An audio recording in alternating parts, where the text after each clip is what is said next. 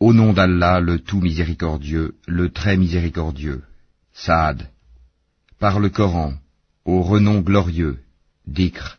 Ceux qui ont mécru sont plutôt dans l'orgueil et le schisme. Que de générations avant eux avons-nous fait périr, qui ont crié, hélas, quand il n'était plus temps d'échapper. Et les Mécois s'étonnèrent qu'un avertisseur parmi eux leur soit venu, et les infidèles disent, c'est un magicien et un grand menteur. Réduira-t-il les divinités à un seul Dieu? Voilà une chose vraiment étonnante. Et leurs notables partirent en disant, allez-vous-en, et restez constants à vos dieux, c'est là vraiment une chose souhaitable. Nous n'avons pas entendu cela dans la dernière religion, le christianisme. Ce n'est en vérité que pure invention. Quoi? C'est sur lui, parmi nous, qu'on aurait fait descendre le rappel, le Coran? Plutôt ils sont dans le doute au sujet de mon message. Ou plutôt ils n'ont pas encore goûté à mon châtiment.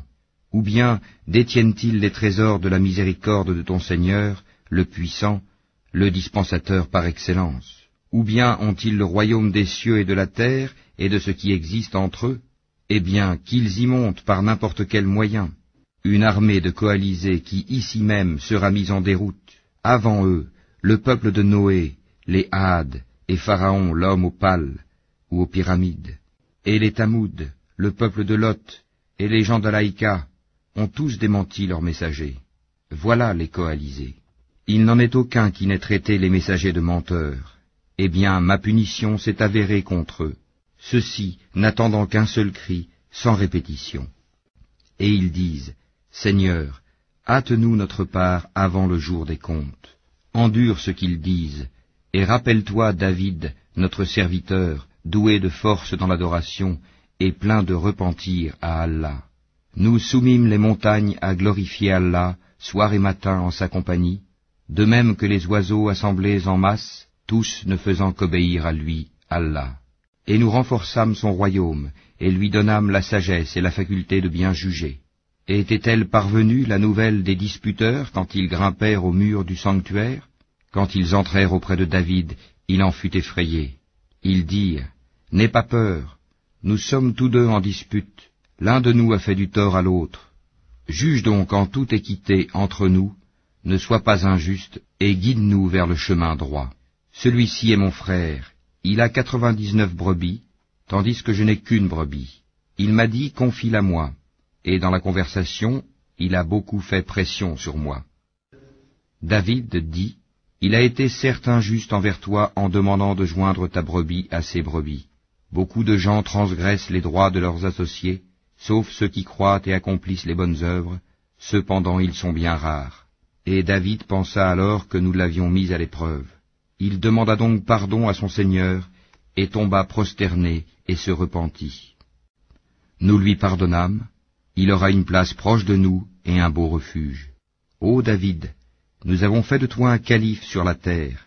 Juge donc en toute équité parmi les gens, et ne suis pas la passion, sinon elle t'égarera du sentier d'Allah. Car ceux qui s'égarent du sentier d'Allah auront un dur châtiment pour avoir oublié le jour des comptes. Nous n'avons pas créé le ciel et la terre et ce qui existe entre eux en vain. C'est ce que pensent ceux qui ont mécru.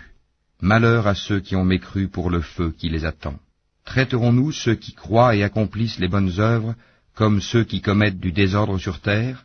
Ou traiterons-nous les pieux comme les pervers? Voici un livre béni que nous avons fait descendre vers toi, afin qu'il médite sur les versets et que les doués d'intelligence réfléchissent. Et à David, nous fîmes don de Salomon, quel bon serviteur. Il était plein de repentir. Quand un après-midi on lui présenta de magnifiques chevaux de course, il dit, « Oui, je me suis complu à aimer les biens de ce monde au point d'oublier le rappel de mon Seigneur, jusqu'à ce que le soleil se soit caché derrière son voile. Ramenez-les-moi. » Alors il se mit à leur couper les pattes et les coups. Et nous avions certes éprouvé Salomon, en plaçant sur son siège un corps. Ensuite il se repentit. Il dit, « Seigneur, pardonne-moi, et fais-moi don d'un royaume tel que nul après moi n'aura de pareil, c'est toi le grand dispensateur. » Nous lui assujettîmes alors le vent, qui, par son ordre, soufflait modérément partout où il voulait, de même que les diables, bâtisseurs et plongeurs de toutes sortes, et d'autres encore, accouplés dans des chaînes. Voilà notre don, distribue-le ou retiens-le sans avoir à en rendre compte. Et il a une place rapprochée de nous et un beau refuge.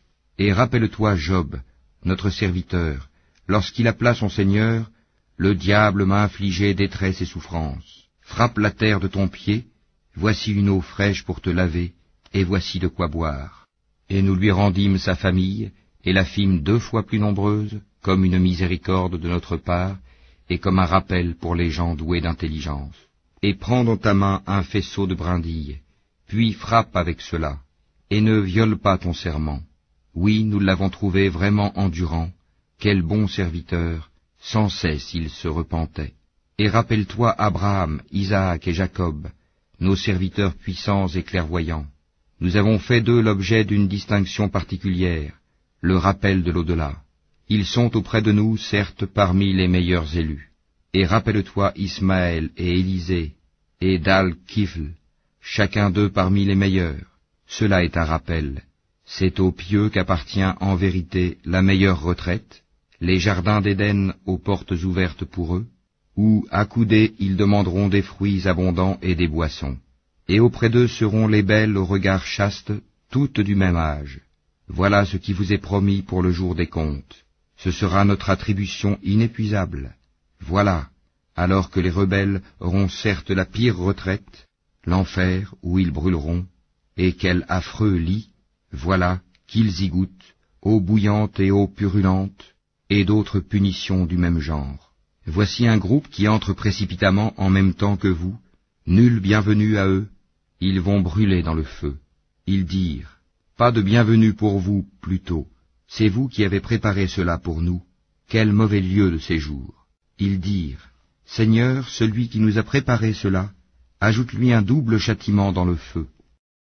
Ils dirent, pourquoi ne voyons-nous pas des gens que nous comptions parmi les malfaiteurs? Est-ce que nous les avons raillés, à tort, ou échappent-ils à nos regards?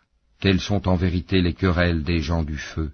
Dis, je ne suis qu'un avertisseur, point de divinité à part Allah, l'unique, le dominateur suprême, Seigneur des cieux et de la terre, et de ce qui existe entre eux, le puissant, le grand pardonneur. Dis, ceci, le Coran, est une grande nouvelle, mais vous vous en détournez. Je n'avais aucune connaissance de la cohorte sublime au moment où elle disputait. Il m'est seulement révélé que je suis un avertisseur clair. Quand ton Seigneur dit aux anges, je vais créer d'argile un être humain, quand je l'aurai bien formé et lui aurai insufflé de mon esprit, jetez-vous devant lui prosternés. Alors tous les anges se prosternèrent, à l'exception d'Iblis, qui s'enfla d'orgueil et fut du nombre des infidèles. Allah lui dit, ô Iblis, qui t'a empêché de te prosterner devant ce que j'ai créé de mes mains? T'enfles-tu d'orgueil ou te considères-tu parmi les haut placés? Je suis meilleur que lui, dit Iblis. Tu m'as créé de feu, et tu l'as créé d'argile. Allah dit, sors d'ici, te voilà banni, et sur toi sera ma malédiction jusqu'au jour de la rétribution. Seigneur, dit Iblis, donne-moi donc un délai jusqu'au jour où ils seront ressuscités. Allah dit, tu es de ceux à qui un délai est accordé, jusqu'au jour de l'instant bien connu. Par ta puissance, dit Satan, je les séduirai assurément tous, sauf tes serviteurs élus parmi eux.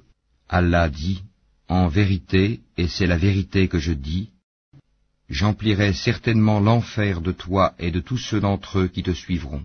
Dis, pour cela je ne vous demande aucun salaire, et je ne suis pas un imposteur. Ceci, le Coran, n'est qu'un rappel à l'univers, et certainement